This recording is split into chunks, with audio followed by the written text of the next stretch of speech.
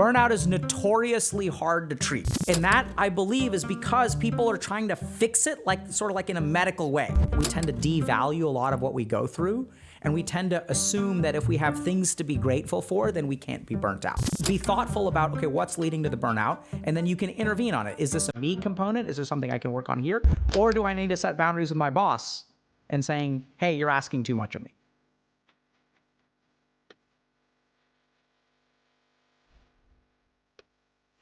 All right, so let's talk about burnout then. So the first thing to understand is that burnout is increasing. And the reason I wanted to talk about it today is because I think a lot of people are actually burnt out and don't even realize it. And that's because the term has been tossed around so much that everyone will just sort of say oh my God, I'm so burnt out. But the World Health Organization has actually looked into this a fair amount. There have been lots of researchers, a guy named, I think, Freudenberg, and then Christina Maslach. There have been lots of psychologists and stuff who've really looked into this. And burnout is absolutely a real thing. And I think the real challenge is that we don't really understand what burnout looks like or feels like. And there tend to be a lot of things that we tell ourselves that invalidate our experiences of burnout. So the first thing is that, so a lot of people who are actually on the cusp of burnt out or are burnt out will say to themselves things like, oh, my life is pretty good. I have a stable job. I have a good relationship. My boss is nice to me. I'm not taken advantage of or whatever. They look at their life and their life is objectively good. And when they look at their life and their life is objectively good, they sort of assume that if things are good, if I have stuff to be grateful for, then I must not be burnt out. So this is the first thing that people run into, which is that what I see time and time and time again is that someone has a situation that's actually pretty good. Either they're doing okay in school or they're going to work. This is a very common scenario where it's sort of wake up, I go to work, I kind of like my job, right? It's pretty interesting and I get compensated pretty well. And then I kind of come home and I have a little bit of time to myself. I maybe game a little bit, maybe I exercise a little bit, and then it's bedtime. And then it's kind of rinse and repeat for the next 30 years. And they kind of look at their life and they sort of feel like they don't have a right to complain. And what they sort of feel is not something that is overtly mental illness. So when we think a little bit about, oh, I'm really struggling at work or I'm stressed out at work, people think about, oh my God, I'm losing my hair is turning gray, I have an ulcer, I have trouble getting out of bed in the morning, I'm gaining weight, I can't sleep. People look at all of these inflated symptoms as signs of problems. And once you get to that inflated symptom, oh my God, I've gained 10 pounds, I've got an ulcer and I can't sleep at night. Now I need to go see a psychiatrist, or now I need to go see a therapist. The stress is getting to be too much. And so we sort of have this picture about, what is a problem? We have this kind of idea of oh my God, right? And this is the detective who drinks a little bit too much and is always popping antacids and stuff like that in the crime thriller movies, sort of that's what we sort of think of as someone who's burnt out, right? Wrinkled clothes and kind of works way too hard and stuff like that. And a lot of people who are burnt out will they'll assume that because they work maybe 40 hours a week, maybe 45 hours a week, they're not working 80 hours a week, they don't have all these different problems, they must not be burnt out. And so this is a huge problem because I actually think that burnout is increasing, right? So we sort of see that globally. And part of the reason that it's increasing is because I don't think people truly understand what burnout is or how vulnerable you are to it. And furthermore, how you may not even realize what it looks like.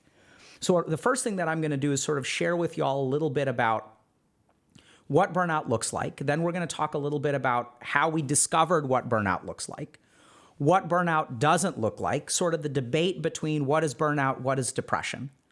And then we're going to kind of get into some more individual factors about what have we learned contributes to burnout. Because this is the tricky thing, is that when we talk a little bit about how to fix burnout, some of the things are internal and some of the things are external. And that's what makes it such a difficult problem to fix, is because unlike other parts of mental health, you can't sort of put responsibility entirely on one side of that, right? So if I've got a toxic workplace environment, let's say it's discriminatory, that's not something that I have to deal with. That's something that, I have to deal with it, but it's not something that's my responsibility as someone who works there to fix. That's their job. So if we look at the way that mental health has been understood, It's either their job, like, oh my God, this person is a toxic boss who is sexually harassing people. That person needs to go, and that's how we fix it. It's the problem's over there, right? Which may be completely legitimate.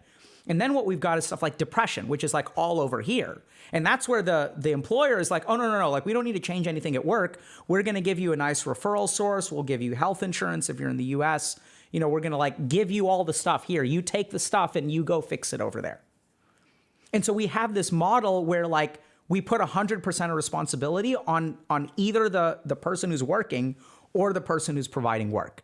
And the tricky thing about burnout is that it's actually an intersection of the two, which is part of the reason why the old systems that we have of addressing burnout are not really working, because it's not like either or, it's a combination of both.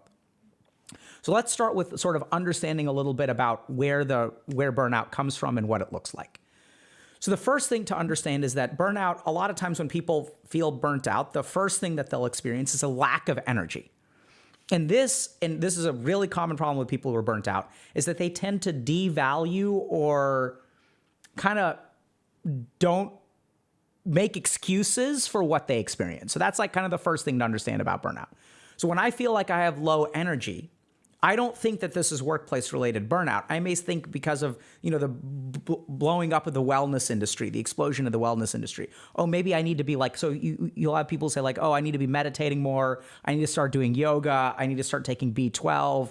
Oh, like I need to start drinking juice, right? So we'll sort of look at all the, like, we'll kind of feel like low energy. Like I can get up, but it's not really a problem because I can go to work. I just feel kind of tired when I go to work. It's not like I'm getting bad performance reviews.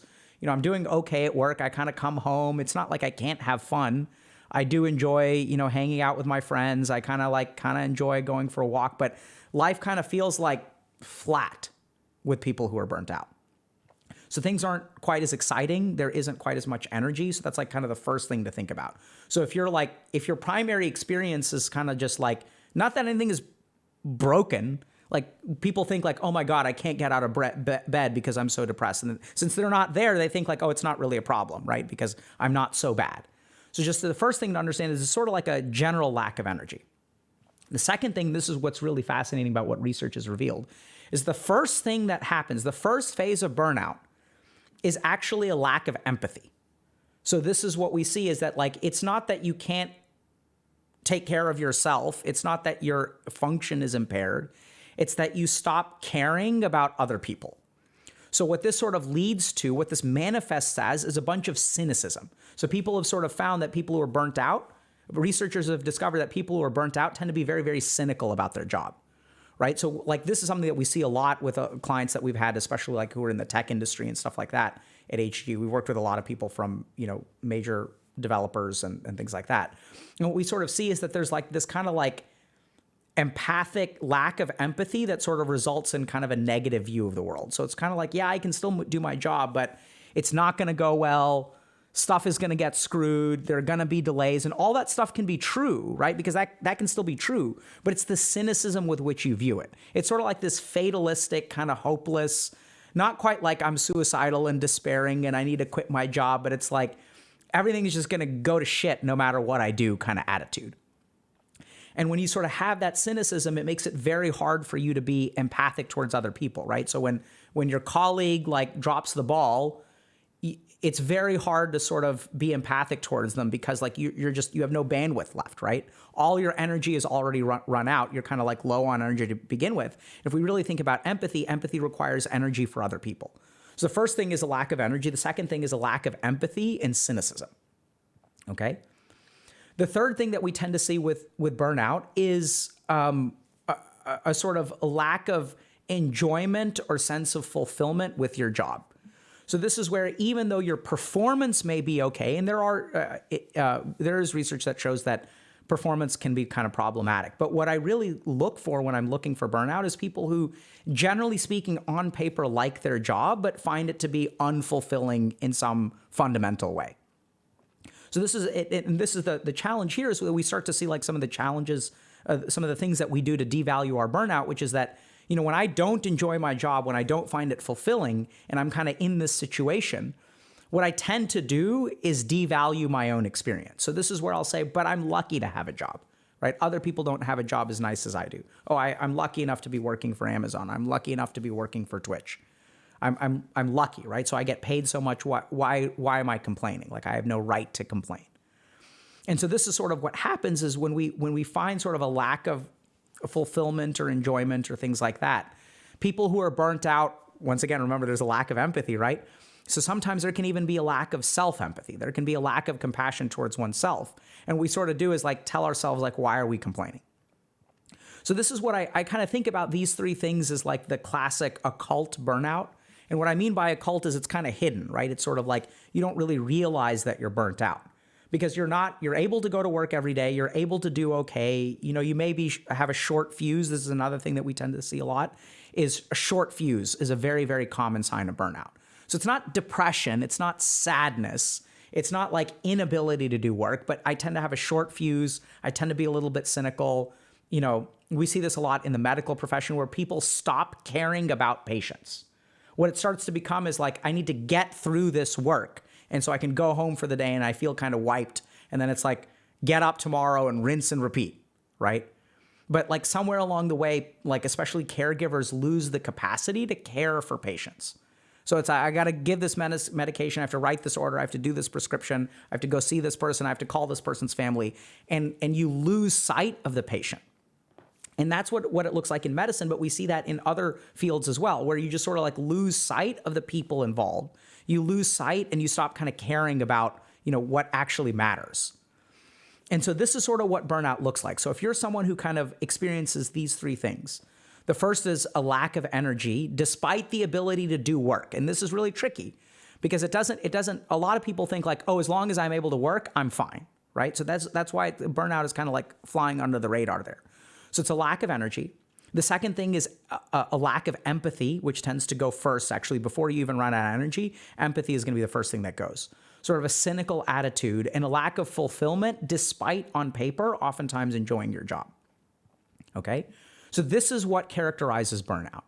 And when people were sort of looking into this in the very early stages, I think maybe in the 80s or 90s, when people were characterizing burnout, I may be wrong on the time there, what they sort of noticed is that this is a discrete thing from depression. So when someone first kind of came out with the term burnout, a lot of the academic community were like, oh, you're just describing depression, right? This is no different from depression.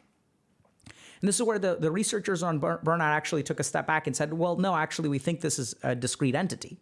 And the debate still goes on today. We'll kind of talk a little bit about that. And so what they sort of noticed, and this is what the World Health Organization ultimately decided on, is that burnout is specifically related to work stuff.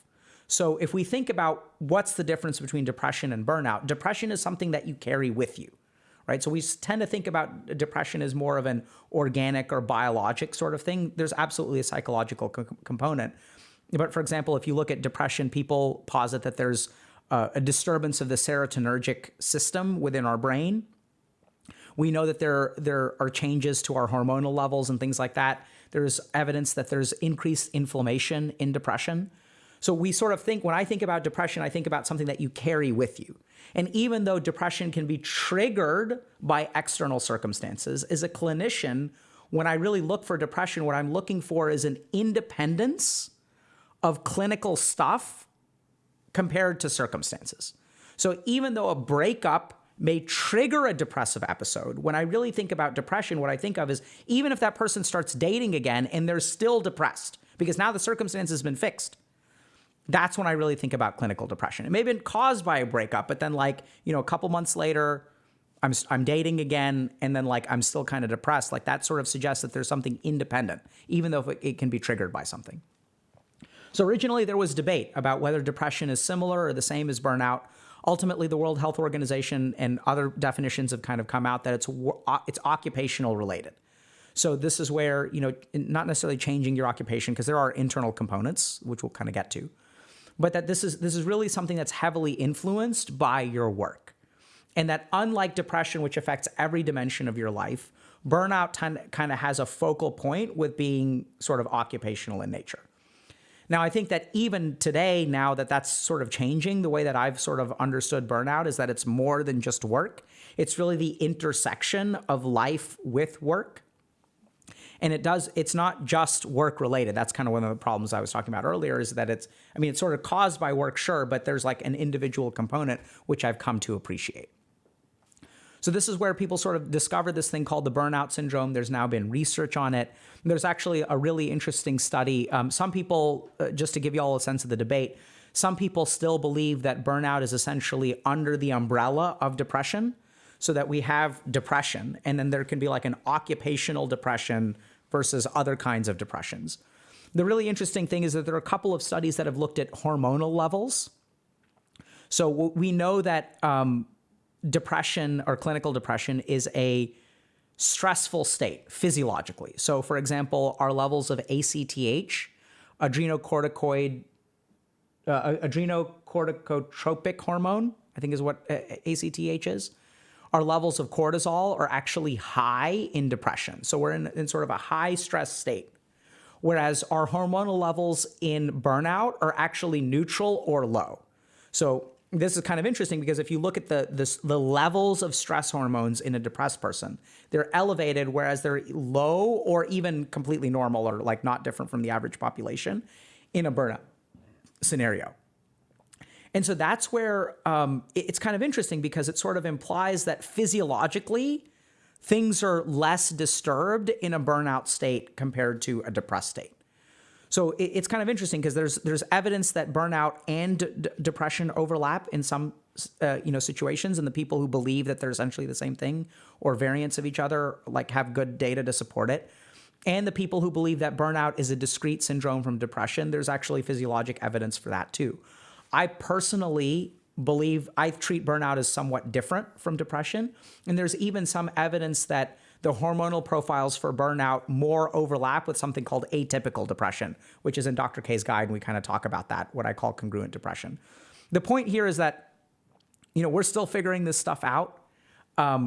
There's probably some degree of overlap, but I sort of treat them as quite discrete because I find that from a treatment perspective or even like a coaching perspective or a corporate consulting perspective, that treating burnout as its own thing with its own influences and causes is like far more effective than just assuming it's depression.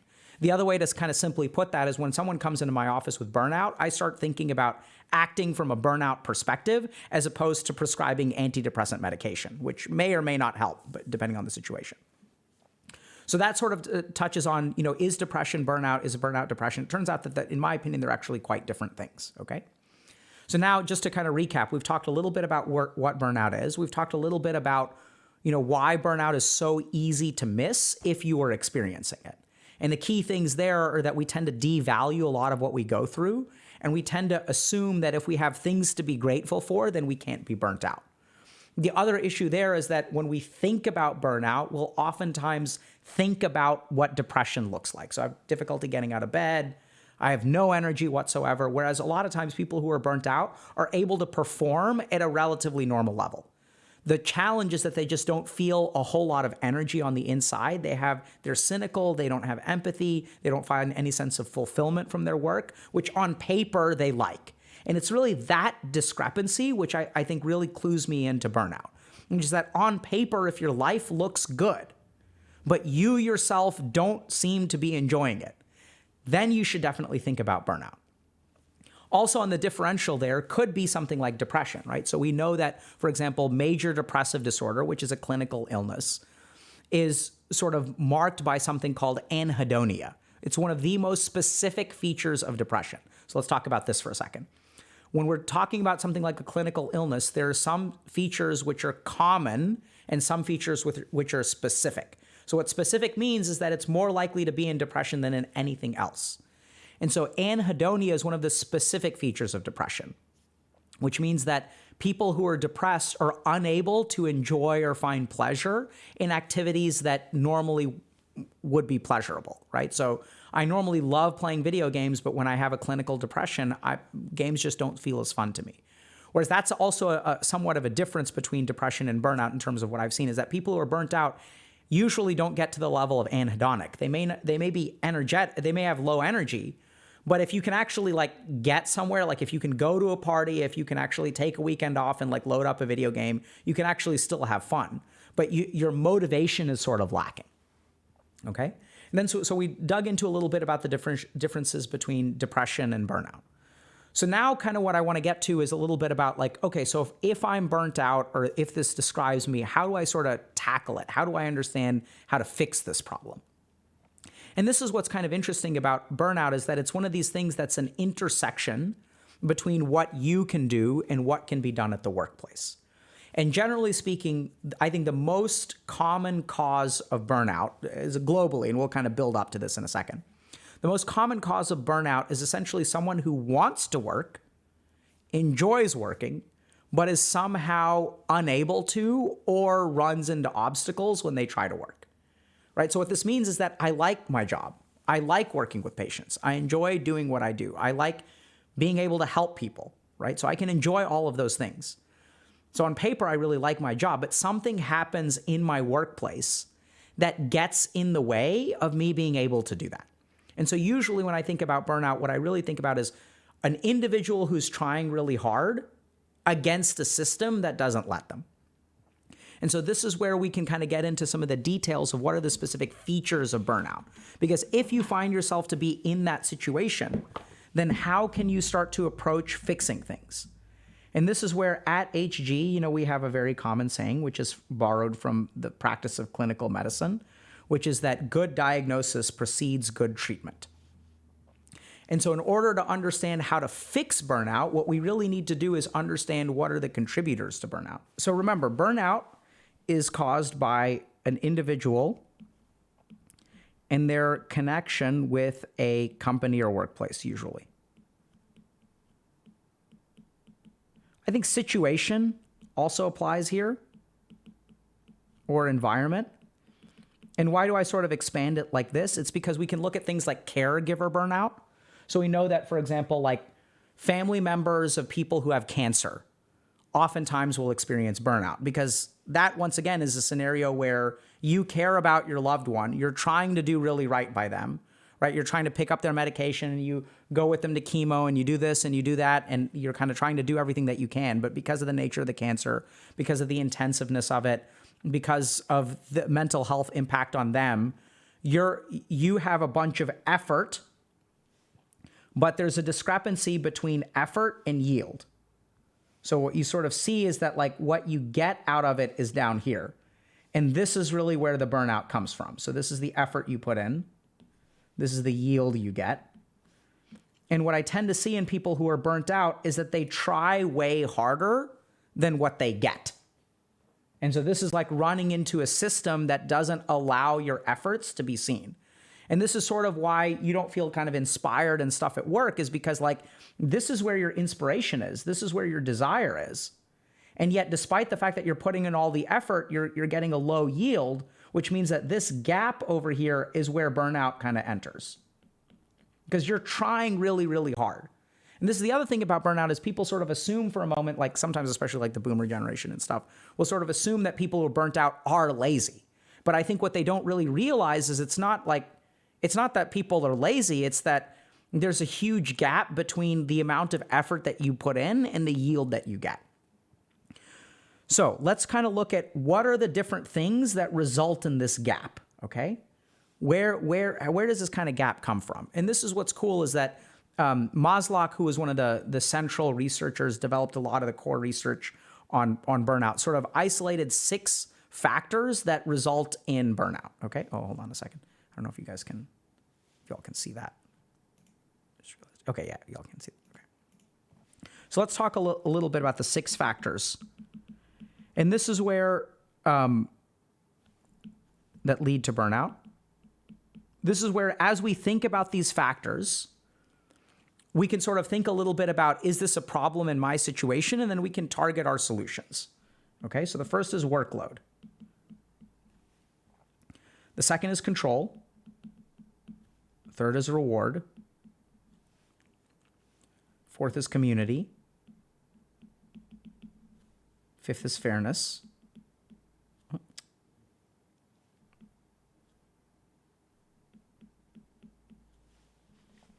And the sixth is values. So when we're talking about burnout, what we tend to find is when there's a discrepancy between your workplace and you, in these dimensions, this is where the gap of burnout comes from.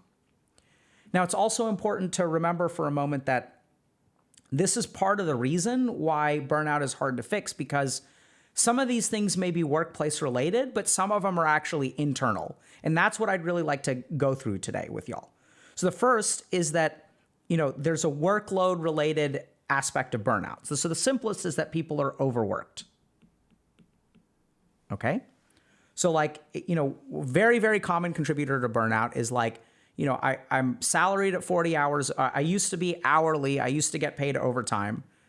And now I'm salaried, but my work is increasing. So I'm not getting any bonuses. I'm not getting any overtime. Maybe that's reward. We'll get to that in a second. But oftentimes if people are overworked, and there's a discrepancy between how much you're willing to work and how much your employment overworks you. And this can sort of contribute to burnout. Right? So a lot of people may say that, okay, the solution is that the workplace should decrease the amount that they make me work, which is a totally valid solution. The point here is that there could be an individual component here as well. We had an interview a couple weeks ago with a software developer who was sort of saying, I'm incredibly burnt out. And this is where sometimes it's important to understand that if you're overworked at work, there's a workplace contribution and there could be an individual contribution. And what does that mean? Well, sometimes the reason we're overworked is because we kind of take on additional projects and stuff, right? So this is where we can even go a little bit beyond the workplace. We can think about your home situation. How many things are you managing around the house? Do you have side projects? Do you have side hustles, gigs, working 24/7?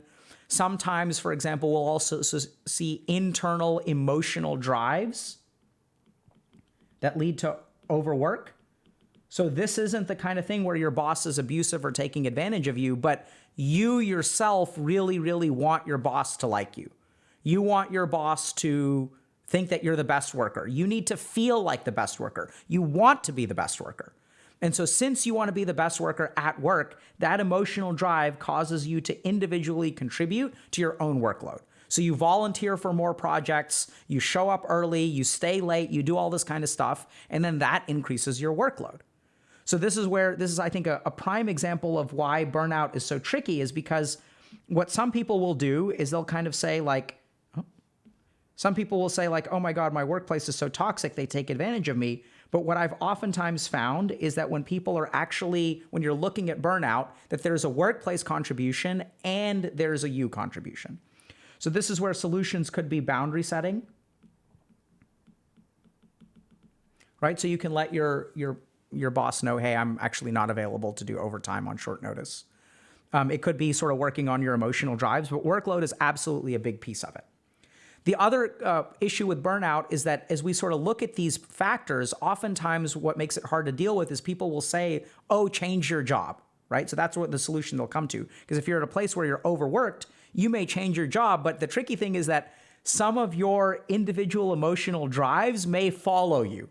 This is why changing your job doesn't necessarily fix all your problems, because sometimes you take your problems with you, okay?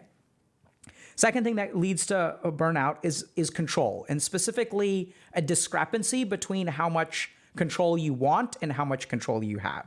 So in the workplace, this, for example, can be someone who micromanages you, right? So you want to work your particular way and you're like, yeah, this is what I'm going to do. I don't want to do this. I want to do it this way. And then your boss is like, no, I want you to do it this way. And they're kind of breathing down your neck and stuff like that. So micromanaging can absolutely be a cause for, discrepancy in control at work. But the flip side of this is also true, where sometimes you'll have people who are kind of control freaks, right? So on the one hand, you've got a manager who's kind of really into your business. And on the other hand, you're someone who is such a control freak that everything needs to happen a particular way. And you may want to do things your way, but there may be other company considerations that make it so that actually you doing it your way is not really appropriate. So when I work with people who are burnt out, what we generally try to do is try to understand, okay, what's the discrepancy in control? What amount of this is really coming from them and what amount of this is really coming from you? Another big factor for burnout is reward. So this is where we were talking a little bit about, moving from hourly and overtime to salaried, right? Or just kind of what kind of compensation you're kind of looking for.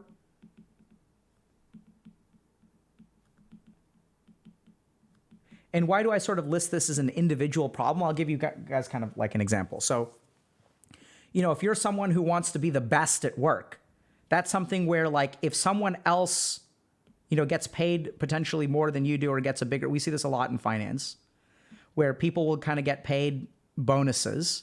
And then what matters to some people that I've worked with is not actually the amount of bonus that they get paid, but the amount of bonus they get paid in relation to other people.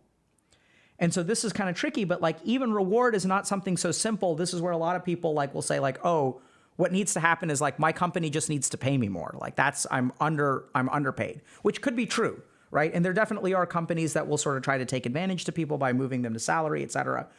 But the truth is that the way that you experience a reward for your work at work has an individual component as well. So like, this is where ego or being the best can kind of come in. Do you get paid the most, right? So I'm kind of recalling a joke from The Office where Michael Scott, in lieu of a raise, got 2 plaques for Employee of the Year, right? So they're like, you're such an Employee of the Year that you were going to give you 2 plaques instead of a raise. So this is where the reward that you may be looking for may not be entirely appropriate, which I know is like shocking in the anti-work era. But this is where when I work with people in finance, like we start to ask like serious questions about what is the reward you actually want to? What's important? Is it a particular dollar value? Does it just need to be bigger than it was before? Is it just never enough? What would be enough? And as we start to look into this, we also run into things like, do you need to be better than your peers? So sometimes I'll talk to people and I'll be like, well, how happy are you with your compensation? They'll be like, it's terrible. And it's like, okay, well, how much is it? And they'll toss out a number. And I'm like, oh, okay, what's the problem with it? Well, so-and-so gets paid more. And so that's really the problem. And so if we're thinking a little bit about why you're burnt out related to reward, is there a company component? Absolutely. Is it possible that you're being underpaid? Absolutely. And at the same time, there may be a certain amount of lack of contentment. There may be a certain amount of ego. There may be a certain amount of like you losing sight of actually what's important in terms of reward, right? Maybe it doesn't matter that you're better than your peers. Maybe the most important thing is the dollar value. And this is where a lot of people may assume, oh yeah, the most important thing is the dollar value. But when it actually comes to human beings and compensation and psychology, the truth is we're not all just robots making financial transactions, right? We want to be liked. We want to be revered. We want to be successful. We want to be viewed by our peers as intelligent. I saw a study recently that showed that the most important thing is not what your boss thinks of your competence, but what your peers think of your competence. So if there's a discrepancy in reward between what you're looking for and what your company is providing, that could also lead to burnout. So another important thing is community. So this is where sometimes, we live in or our workplace, some people will sort of say like, oh, we really think of our employees as family members and things like that. That can be both a good thing or a bad thing. Sometimes, increasingly so, unfortunately, that is viewed as, that is language that's used to tell people we're going to try to take advantage of you in the same way that family members don't set good boundaries and take advantage of each other. But the truth is that isolation leads to burnout. So depending on your job, like what kind of community there is, right? Like that could contribute to your sense of burnout. This is where it's kind of a double-edged sword because it's not just your job, but oftentimes like joining professional organizations and things like that can help alleviate that. But human beings are fundamentally, we're community organisms, right? We're like tribal in nature. We're not designed to be on our own. Now, what about the individual contribution? So let's say that your company, does do a lot for community, doesn't do a whole lot for community, but is there an individual contribution or not? Absolutely. So there are all kinds of things like social anxiety, comparisons, the desire to isolate, So I see this a lot in terms of individual contributions of burnout, where I feel isolated. Do you want to be isolated? No, I don't want to be isolated. I hate being isolated. Well, why don't you go to work events? Because I don't want to. Because I don't know if I'm going to talk to anyone there. I don't know if people are going to like me there. I don't know. Like, this other person is so much funnier than I am. Right? So when it comes to isolation, like, sure, your community may be able, your company may be able to do things like happy hours and things like that. But at the end of the day, there's an individual contribution to community as well. How do you participate in the community? And in drastic situations, I've even seen some people who will sort of take the lead in this kind of thing, right? Where they sort of recognize that community is something that I can contribute to as well. So they'll host a barbecue, or they'll invite people over, or they'll start a book club, or they'll start playing D&D with coworkers and things like that. Got to be careful about that sort of thing. So, be careful about boundaries. So the next thing that we sort of have to consider in terms of burnout is fairness. This one is huge, probably in my sense, like even the biggest one, even more important than workload, in terms of my personal experience with people that I've worked with, is that there has to be a culture of fairness.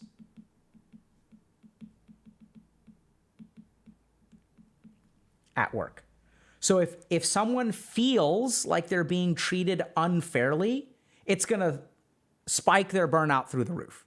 Now, this is what's kind of interesting, is that, work should be fair. This is what's really fascinating. We've seen this a lot in our coaching program. But there could be perceptions of a lack of fairness. This is critical.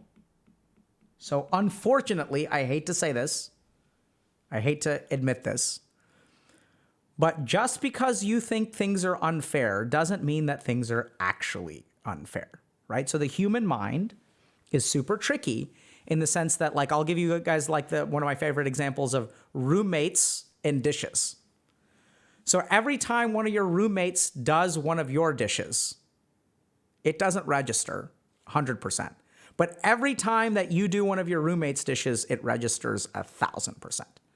So human beings have an internal bias where they tend to overestimate their extra contributions and underestimate other people's contributions. So this is where feeling taken for granted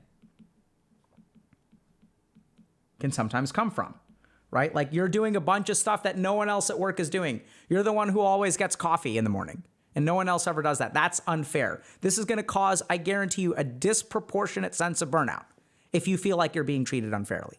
Now, the challenge is that there is actual unfair treatment at work, right? Like, this is the kind of thing where it's like, of course there's unfair treatment at work. I mean, no one's perfect. Everyone's human. So there could be people playing politics. There could be nepotism, right? There could be like favoritism. There could be like, oh, like, I play this game, I'm a Dota player and my boss is a Dota player, and this other person is a League player. Therefore, the League player feels like they're left out because we're playing Dota, and et cetera, et cetera. So there are going to be issues of fairness in the workplace.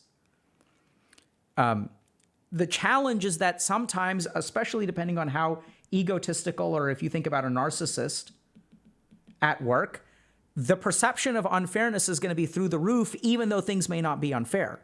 So even in the situation of fairness, ideally your workplace is fair. It's not going to be 100%.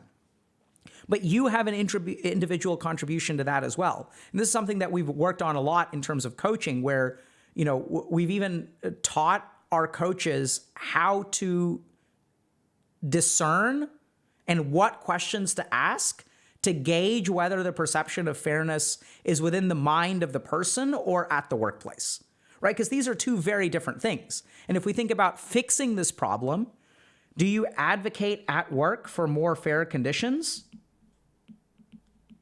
Because the problem here is that if stuff is actually fair and you make a claim that it's unfair because you're egotistical and narcissistic and can't see other people's perspectives, it's going to actually backfire and you'll do worse at work. Because then everyone's going to be like, this person is complaining about something that is completely inappropriate. Versus if you feel like things are, maybe we've seen the opposite of this as well, where you're willing to be a doormat at work.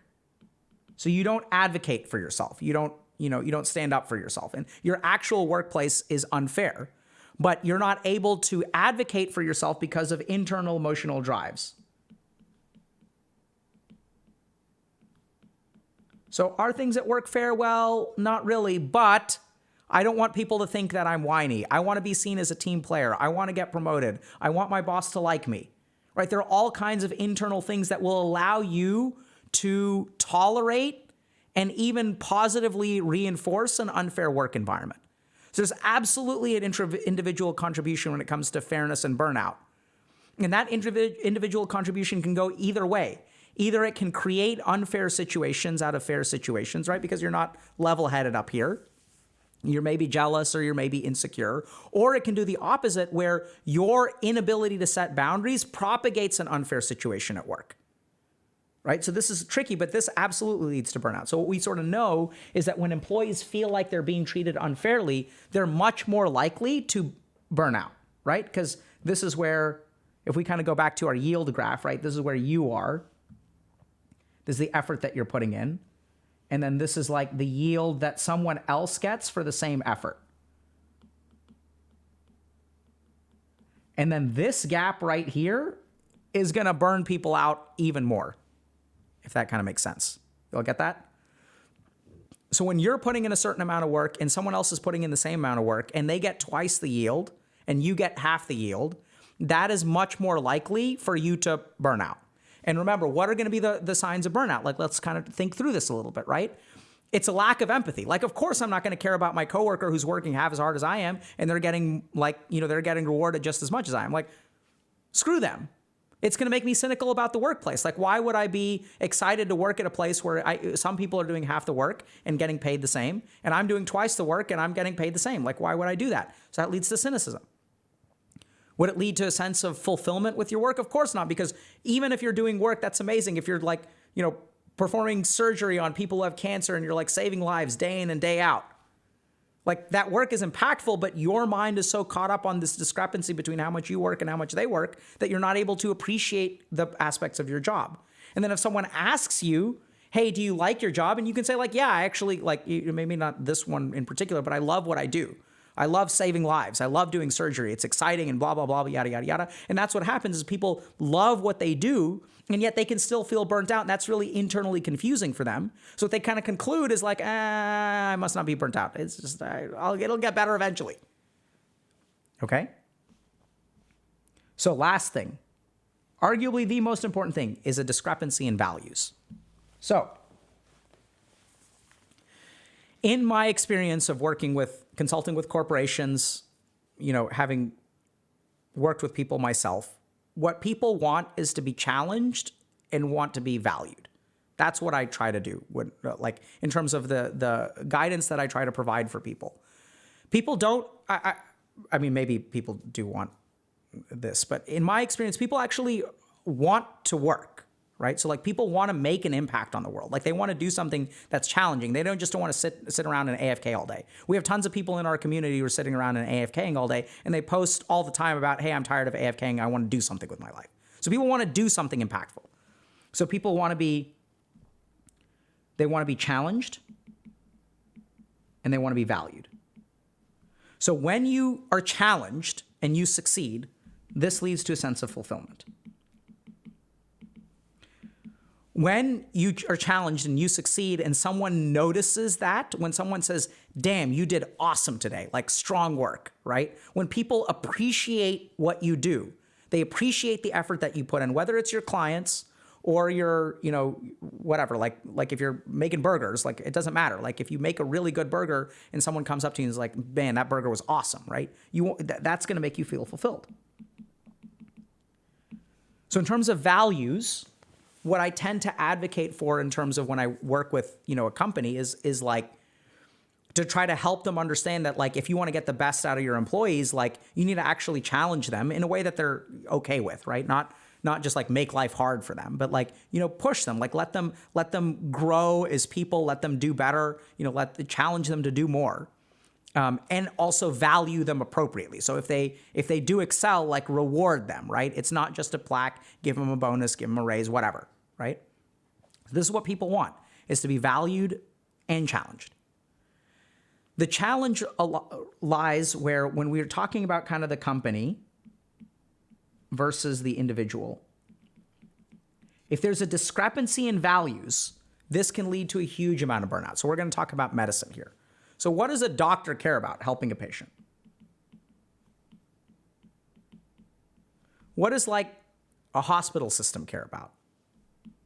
Billing and money, right? So we'll see this especially with like for-profit medical institutions, right? So it's like there's a guy who's got an MBA who's like CEO of the hospital system, and he's never taken care of a patient in his life. He's interested in maximizing money. Because that's what they're hired to do, right? He's not a bad person. It's just like that's what the system is designed for, right? So when you see a discrepancy in these kinds of values, because sometimes these come into conflict where, and this is what kind of leads to burnout. So like when physicians are sort of told to emphasize billing over patient care, because physicians are okay billing, like it's fine to bill for your services. But when there's a discrepancy between, sacrificing actually helping a person for the sake of making money, this is what burns people way out in medicine. So this is where like, as a doctor, I'll just share my own experience. I can work a 30-hour shift, like helping human beings. I can do that, no problem. You can come and get me at 23 hours and 59 minutes, and you can say, Dr. Kanoja, I know you're about to clock out of your shift in 60 seconds, but someone has just come into the emergency room after a suicide attempt. Would you please be willing to see them before you leave? So-and-so is running late, and we really this person needs your help. And I'd be like, absolutely, because that's what I'm there to do. What am I not there to do? Dr. Kanoja, it's 1 minute. You have 1 minute of your shift left. We need you to call the insurance company so that we can get paid for this service that we're providing. And they're saying they're not going to cover it. Will you call them? And that's when I kind of say politely, go fuck yourself. Right? So it's like, it's dealing with insurance companies in that moment, which is not something that I want to do. It's okay to deal with insurance companies, but it's like when like, I'm here to help people, not talk to someone at an insurance company to get compensated. That's not what excites me about my job. And so even then, I'm happy to do that at times, right? Like I understand it's part of the process, and it's not all bad by any means. But in terms of like the value discrepancy between why I show up and why my job wants me there, the more that value discrepancy changes, the more likely I am to burn out, right? And so this is kind of what is crucial, is that when you're thinking a little bit about your burnout, how do your values align with the job that you're doing? And for a lot of people who are especially in entry-level positions, it's hard to really align your values with what you're supposed to be doing, because you're kind of learning, you're kind of like a peon, you're kind of like an intro person. You're an analyst in an investment bank, and it's hard because it's a lot of grunt work. So think a little bit about your values and think a little bit about, what needs to be kind of fixed here. This is absolutely where, sometimes if the values of the organization, if the culture of the organization is really just not a good fit, I do think it's actually a good idea to move jobs. But sometimes this is also where you can kind of like do some internal work and try to figure out a little bit about, okay, what do I care about? Should I be caring about different things? What's my dharma in this situation? Right? And so you can kind of work on your values some as well, but this is the kind of thing where I think that it's very, very hard to internally fix this problem, especially when it comes to values. You can advocate for some kind of change in your company, and that absolutely can happen. But like this one, I think is the biggest one where ideally the job that you have aligns with the values that you have. And if these two things are in alignment, you're in a really, really good situation. So let's kind of summarize. So if we look at burnout, burnout is characterized by a couple of things: lack of energy, lack of empathy, lack of fulfillment.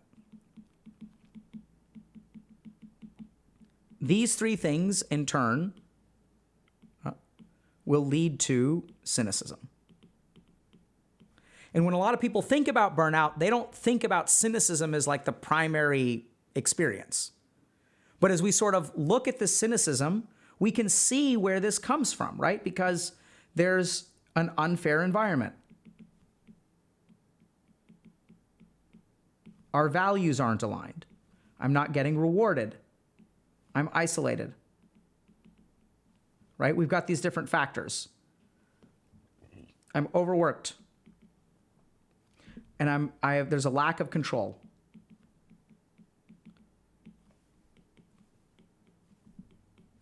So we can see that this is where it ends up. Now, the interesting thing is that a lot of people struggle with burnout. So burnout is notoriously hard to treat, okay? People have been trying for decades, and it's notoriously hard to fix. And that, I believe, is because people are trying to fix it sort of like in a medical way. It's sort of like, here's the work environment, and what we're really good at with Western science is I'm going to take, a scalpel, and I'm going to cut here. I'm going to cut here, and I'm going to excise the tumor, and then it'll be fine, right? So if you're depressed, let's fix that with an SSRI. It's like a medical intervention. It's like, we're going to go and we're going to fix this thing. Okay, we've got sexual harassment problems at the workplace. We're going to call in this expert who's going to do a training, and then we're going to give everyone a test, and then it's going to be fixed. This is how corporations function. They're like, oh, we've got a problem. Let's hire someone to just take care of it right here. And then the rest of this is going to stay the same. We're not going to fix any of that. That's too much work. Fixed. We like these surgical interventions. Now, the challenge with burnout is that, it's not just here, right? Because it's all these different things. It's, are you rewarded? Do you have control? Are you egotistical? What part of this is coming from you? Because now this is the thing that companies don't usually work very highly individually with people to manage their burnout, right? It's like, we're going to fix some things in the company, and then we're going to outsource some of the stuff, but there's no integration of the two. And so when it comes to fixing burnout, I think it ultimately results in kind of this table. So you have to go through, if you find yourself in this situation, if you find yourself being cynical, and this is the real problem, is that you may change jobs and it could fix some of it, but then even if you change jobs, are you intentionally realizing what about the new job fixes it? Because most people don't. This is why they kind of move around randomly without sort of I'm not happy here. Let me apply somewhere else. Maybe the grass is greener on the other side. Grass is greener on this other side. Grass is greener on the other side. Until they find a company that does align with their values. And they're like, okay, this company's great. But even in that process, they're not thinking intentionally about, okay, what is it about this company that I dislike? So what I'd recommend to you if you're burnt out is go through this list and address each one of these issues. What's the issue here? Is my environment unfair? Is this a value discrepancy? Am I being inappropriately, or other people being inappropriately rewarded? Do I feel like I should be getting more money? Do I feel isolated? Is it a lack of control?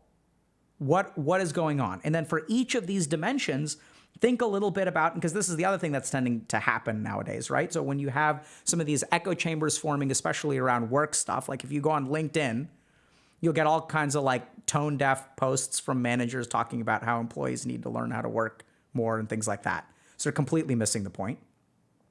And then you'll also see things like the anti-work subreddit, where people, I think, are also missing the point, where there's no understanding that there could be individual contributions to this, right? It's always the company's fault.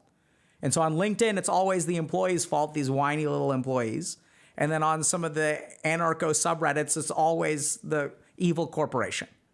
And in my experience, working with actual humans, it's both, right? That's why this is so hard to fix. It's because you can't solve half of the problem. So this is where, if you have issues with control, how much of this is you need to surrender your control, or you need to really be you need to set limits around micromanaging. Because the other thing is, remember that the boss can be burnt out too. So why is the boss burnt out? Because the boss micromanages too damn much. You all get that? And so it's oh my God, I can't relax. Why can't you relax? Well, I have 14 employees and I have to spell check every single one of their reports because they could make a mistake. And it's well, then you need to take a step back, right? And so what I recommend to people who are burnt out is to recognize that there are, first of all, it's a real thing. Recognize that there are 6 major contributors to it, and then be specific with your approach to it. Start to really think a little bit about, okay, which one of these things is the problem? And then once you sort of start to figure out, okay, I really do feel like I'm unfairly compensated. Or maybe the reason is because you're not good at setting limits because you want your boss to like you. Your boss went out on a limb and got you this job. and they recommended you for promotion above all of your colleagues, and you don't want to disappoint them. And since you don't want to disappoint them, you can't say no to them, right? And then you feel like you're unfairly compensated because you're never saying no and you're getting paid the same amount. And so like, what's the solution there? Is it to get a raise? Like maybe, but that's also where there could be an individual component. So if you really want to understand how to approach burnout, it's like be scientific about it, be clinical about it. Like look at your situation. Which one of these applies to me? And then even if you want to change jobs, now at least you know what to look for, right? So like, oh, like if your situation is that you're isolated at work, can you tell me a little bit now in the interview when they ask that question, do you have any questions for us? Yeah. What is the work culture like? What is the work community like? Do people hang out together? Are people friends? Like what's that like? So now you can start making directed decisions about finding a work environment that's more conducive to you. Right? And it can even be questions like for people who are willing to work extra hard and go the extra mile, how does the company reward people who do that? And that's where they say, you get a plaque. If you work extra hard, you get 2 plaques. Or is it like we have an aggressive bonus structure based on quality metrics, and the people who do a better job get paid more? Like what's the answer that you get? Right? So once you understand why you're burnt out, instead of just like going and seeing a psychiatrist and getting an SSRI, which could be an appropriate thing to do, by the way, because you could have major depressive disorder, right? So it's not a bad idea to get clinically evaluated. But be thoughtful about, okay, what's leading to the burnout? And then you can intervene on it. Is this a me component? Is there something I can work on here? Or is this something that I need to set boundaries with myself for not taking work and learning how to say no? Or do I need to set boundaries with my boss and saying, hey, you're asking too much of me? And that's ultimately like what leads to the best results is an understanding of both the individual components and the work contributors, because that's what happens with burnout. It's an intersectional problem, so we have to look at both pieces of the puzzle. I think part of the reason that people are struggling so much is because everyone is usually looking at only one piece of the puzzle, and they're kind of ignoring the other part. And it's really an intersection of those two. That's how you make 2 puzzle pieces fit together, right? So hopefully that's helpful. Questions? I feel just like the left plant? Yeah. I hear you. It's calculated to illustrate the point. So this is a good question. Can burnout last really long? Yes. So here's one thing that we have to say about burnout. So burnout implies a sense of permanence, right? So like this log is burnt out. Like you can't get any more fire out of it is what it implies. So burnout can absolutely be repaired, like 100%. Like you can go from completely burnt out to not burnt out at all in loving life. I've seen it happen time and time and time again. The thing is, burnout can also last for a while. But the biggest thing about the propagation of burnout is I don't want y'all to think about burnout like a binary thing, which is even how our terminology is, right? It's like binary. Are you burnt out or are you not burnt out? Burnout is a condition that is propagated. So it's sort of like, saying, does thirst last forever? And it's kind of like, well, like, are you thirsty? Yes or no? Well, that sort of depends on how much water you drink and how much you exercise, right? So in the same way, burnout is going to propagate unless you address these factors. And this is why it feels like it lasts so damn long, is because people don't realize what is the contributing factor to burnout. They haven't figured out, okay, these are the 2 or 3 things that really burn me out. So in my case, dealing with insurance company, and this is what we'll see, is that it's not the hours that you work, it's the quality of the hour that you work. That having to deal with this crap for 2 hours a day is way worse than having to do work that you enjoy for 10 hours a day. And so everyone sort of focuses on the quantifiable aspects without sort of focusing on the quality. So if you're burnt out for a long time, can it last for a while? Yes. But if it's lasting for a while, you've got to be careful, because how much of this is residual and how much of it is ongoing because of your daily influences. And generally speaking, fixing it involves really fixing the daily influences. Then you kind of got to ride out the residual burnout, and then you should be good. Can you be burned out from life? Absolutely. So this is where I think the definition of burnout needs to expand a little bit. But I think when you look at all these different factors, right? So can you be cynical about life? Can you lack empathy? Can you have a low level of energy and lack fulfillment in life? Absolutely. Can those things also relate to a sense of community, fairness, reward, control? Absolutely. Right? So I think the label fits on pretty well. This is why in our coaching program, we don't just look at improvements in like depression and anxiety, which I recognize it's not a clinical program, but you can still get improvements, right? This is just the same way that I can go out exercising every day and I can get an improvement in my cholesterol, even though exercise is not a treatment for cholesterol. Like it's not like a medical intervention for cholesterol, right? So in the same way, what we try to emphasize at HG is like life purpose, figuring out who you are, learning to introspect. How do you answer those internal questions about yourself? And as you answer those internal questions about what you want in the world, then you can start intentionally crafting it. Because right now what happens is we live based on RNG. It's like loot boxes right and left. We never use the crafting menu in life. We just go grind and try to open up random ass loot. And we hope that one day we'll land in a situation that we enjoy. So instead, what you need to do is like craft, right? It requires more intention, but it's actually like easier from an effort standpoint. Just craft the life that you want to. But that starts with understanding, okay, what is it that I want? Yeah, that's how people live. Seriously. It's like RNG. I don't like this work. Let me just move. I've seen this in esports too.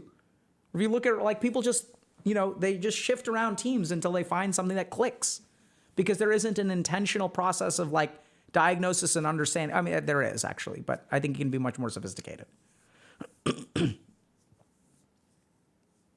Right?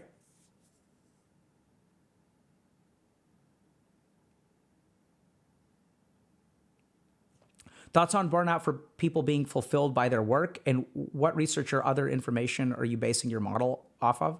Great question. So let's talk about burnout for people being fulfilled. So this is common, actually, is that oftentimes the people who are burnt out are the ones who get fulfilled from their work. But then what happens is all these other factors start to interfere with that crap, right? So I enjoy working with patients, but it's the insurance stuff that burns me out. So even though you love the work, in fact, that's common, right? So at the very beginning, I sort of said the weird thing about burnout, the reason that so many people miss it is because they do enjoy their job, but other factors get in the way that prevent you from enjoying it. And the research that I'm drawing on is like varied, right? But it starts with people like Freudenberg and, Maslow is central to this. I think Loiter, I don't know how to pronounce the name, the spelling. Their work is very central to this. It's a lot of the work that I've seen. I mean, different papers and stuff like that.